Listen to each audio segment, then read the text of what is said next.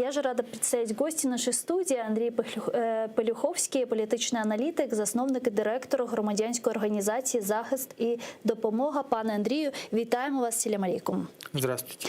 Я предлагаю наш эфир начать со следующего информационного сообщения. Следующая встреча комиссии по стратегическому партнерству Украины и США состоится в 2022 году в Киеве. Об этом сообщил министр иностранных дел Украины Дмитрий Кулеба по итогам своего визита в Соединенные Штаты Америки. Я предлагаю послушать весь его цитату.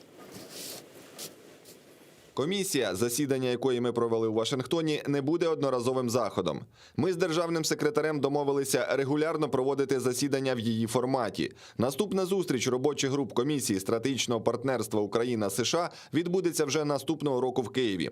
США закріпили підтримку України у протидії російській агресії, безпекову співпрацю, надання Україні озброєння, яке зміцнить нашу обороноздатність. США взяли зобов'язання зберігати санкції проти Росії до відновлення територіальної цілісності України, підтвердили підтримку курсу України на членство в НАТО. Новий рівень стратегічного партнерства та нова хартія зі США мають ключове значення для системної протидії агресії Росії. Я напомню, что 10 ноября была подписана обновленная хартия стратегического партнерства между Украиной и Соединенными Штатами. И под документом подписались руководители внешнеполитических ведомств обеих стран Дмитрий Кулеба и Энтони Блинкен. Пане Андрею, если мы говорим об этой обновленной хартии стратегического партнерства, чего нового, принципиально нового есть в этом документе по сравнению с 2008 годом? Ну, во всяком случае, новое то, что якобы американцы США обеспечит и будет нам помогать, то есть, скажем, не только морально, не только какими-то финансами, но еще и оружием. Почему якобы? Ну, опять же говорю, понимаете, потому что следующее как бы обсуждение этой хартии будет когда? В 2022 году. Сейчас ноябрь месяц. Мы еще этот год не закончили, мы не знаем, как он закончится, ввиду тех событий, которые сейчас происходят на границе с Украиной. И, во всяком случае, у нас серьезные вопросы. Да, мы знаем по Крыму, мы знаем на Донбассе, потому я бы так еще не был категоричный. То есть то, что сейчас нам обещано, это не значит дадено. И вот это меня беспокоит. Понимаете? Потому что... Скажем, обещать не значит жениться. 100%, понимаете? А между прочим, перед тем, как жениться, лучше подумать, как разводиться. Тогда будет понятно.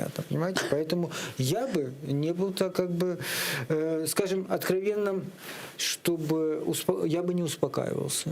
Потому что все, что происходит, может быть, нам пообещали. Но, к сожалению, иногда, знаете, вовремя сказать «нет» лучше, чем с опозданием «да». И вот я боюсь, что вот этот тот случай как раз может быть произойти. Пока мы еще ничего не получили, нам все обещают.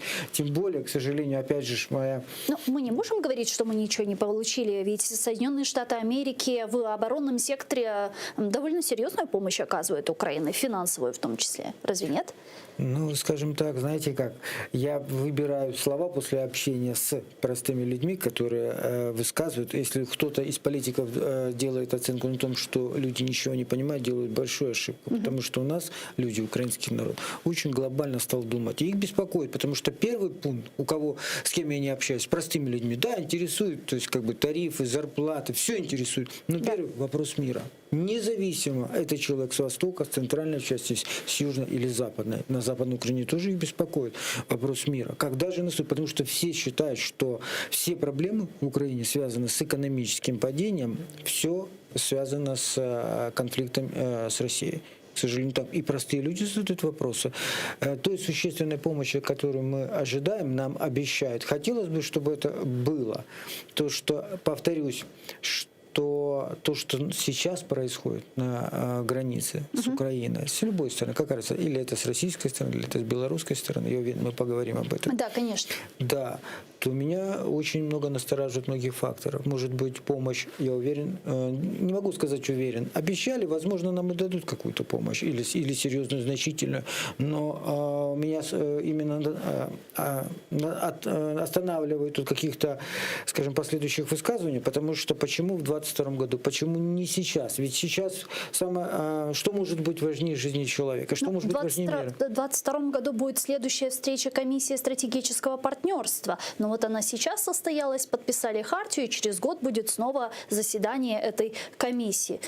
Я считаю, что мы... Но это же не исключает того, что в течение года Соединенные Штаты Америки могут в какой-то степени оказывать некую помощь, поддержку. Разве Или нет? могут не оказывать обсуждение конкретно количества, что и как будет помогаться, почему-то в 2022 году. Я считаю, что сейчас нужно было сказать и всему миру показать, что вот мы Украине помогаем, поддержим то, для того, чтобы, может быть, и других, которые недоброжелательно относятся к Украине, задумались, стоит ли что-то делать, провоцировать, может, действительно, наконец-то уже собраться с мыслями и подумать, что мы живем в 21 веке, что на сегодняшний день информационные технологии настолько шагнули вперед, тем самым не только в промышленной индустрии и в экономическом развитии, но и в вооружении.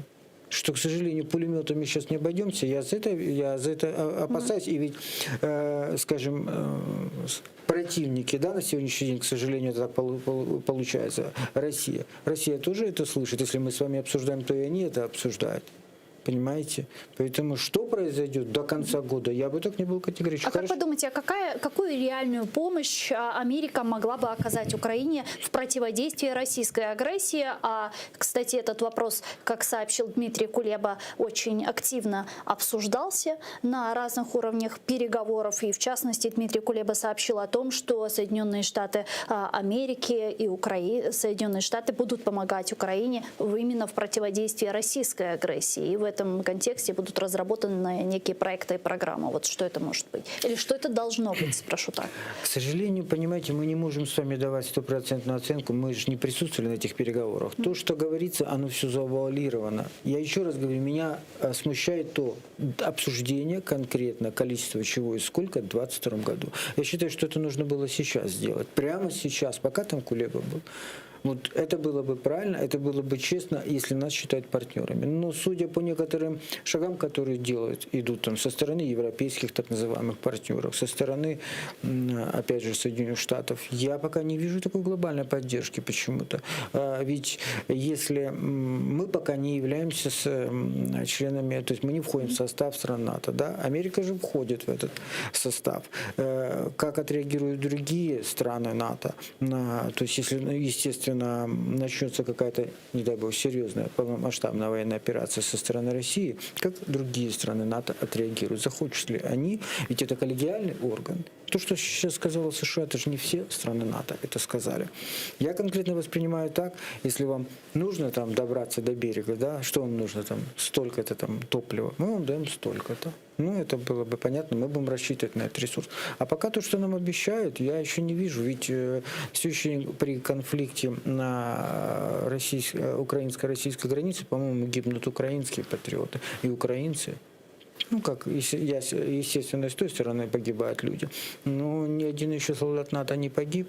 И будет ли такая существенная помощь? Может быть, я высказываю мнение, но оно субъективно мое на объективных фактах. Я не хочу говорить то, что все говорят. Я вижу, скажем, с 2018 года я в своей аналитике еще не ошибся. Мои публикации висят на всех сайтах, где я присутствую. Пожалуйста, многие тогда и в 2018 году, когда я давал оценку будущего, то, что в Украине, не прислушались к моим советам. Но тогда это зафиксировано на «Голос УЕ» на площадке. Там право на голос было. Я высказал, что будет происходить в Украине в 2020, 2021, 2022 году. Поэтому...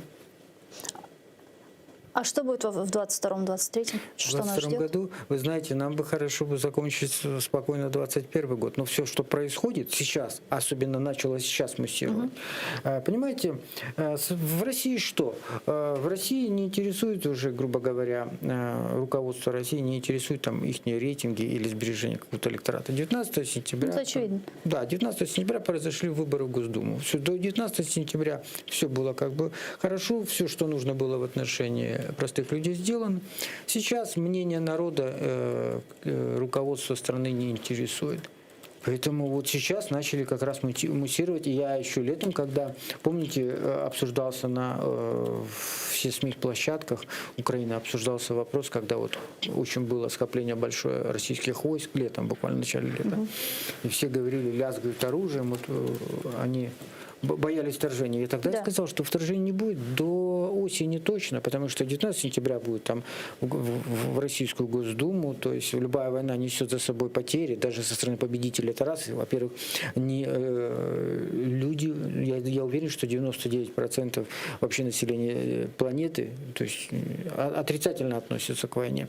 Я тогда сказал, что войны не будет, а вот осенью я тогда и говорил, что октябрь-ноябрь меня пугает. Вот ноябрь, это тоже я высказывал еще в июле месяце на телеканал, куда приходил. Говорю, вот нужно приготовиться к осени. Осень меня очень сильно То настораживает. есть сейчас очень напряженно. Очень можно напряженная ситуация, и это очевидно. Возьмем все факты.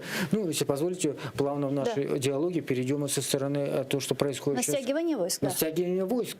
А вот тут вопрос, а есть ли действительно стягивание войск? Потому что мы слышим довольно противоречивые заявления с двух сторон. Вы помните, первые такие заявления о стягивании войск совсем недавно были из-за океана. В частности, американские средства массовой информации начали публиковать спутниковые снимки о том, что Россия в Ельне размещает 41-ю армию.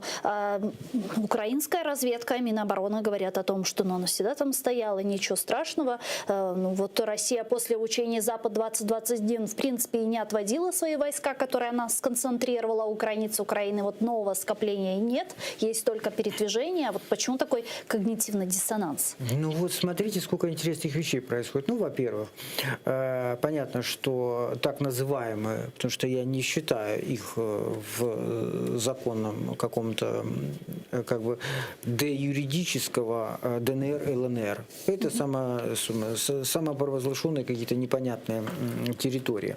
Но это конфликтная сторона раз, и на территории неподконтрольной украинским войскам, украинской власти, там свободно разгуливают представители российских, я не хотел сказать спецслужб, российской армии. Это ни для кого не секрет.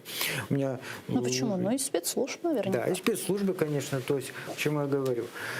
Сейчас мы прекрасно понимаем, что зачем, то есть особо России что-то стягивать, если уже на территории ЛНР и ДНР есть как минимум 3 специализированные части. Это раз.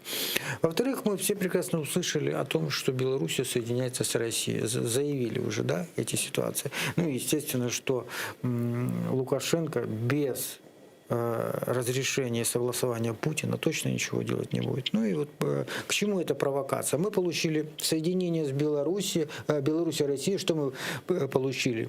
Увеличили границу гипотетического агрессора. Правильно? Больше у нас стало границы. Тем более провокации, которые сейчас происходят, к чему-то же это нужно. Смотрите. В Белоруссии появились мигранты, да, миграционный кризис. Это все понятно. Но они же не по воздуху прилетели. Как-то же не оказались на территории Беларуси такое количество. Как раз по воздуху и оказались на территории Нет, я с вами Беларуси. согласен. Ну, то есть, ну, поймите, я вам скажу, как раз вот в Белоруссии, да, у батьки, у него все под контролем. Они же не могли там без его согласования оказаться. Да, я понимаю, что- Они оказались. Россия не берет, Польша не берет, и конфликтная ситуация назревает. Ну, Германия высказалась, конечно, да, что пускай Украина возьмет. Но по большому счету мы уже взяли 5000, насколько я знаю, афганцев. А между прочим, маленькая ремарочка, кто-то посчитал, сколько украинцам обходится 5000 афганцев ежесуточно с бюджета, то бишь с наших с вами карманов, $300 тысяч в сутки. По году порядка 150 миллионов долларов. Я вчера только комментировал и говорил, сколько можно было этих денег пустить беженцев с Крыма, беженцев с Донбасса. Ну, это не беженцы, а внутренне перемещенные лица, но это граждане извините, Украины. Я, извините, сказал тем сленгом, которые сейчас уже говорят, вынужденные. То есть, Вынужденные переселенцы, но это граждане ведь Украины, это же не мигранты. граждане Украины, да, я неправильно выразился, я прошу прощения, просто сейчас я просто в общении с вами пытаюсь динамично соблюдать корректность риторики. После общения с простыми людьми, когда они все возмущены, Поэтому на сегодняшний день и вот эта ситуация, то есть провокация возле украинской границы, кому-то же это выгодно, но не просто все взрослые люди. И чтобы я никогда не поверю, чтобы Лукашенко занимался какой-то самодеятельностью.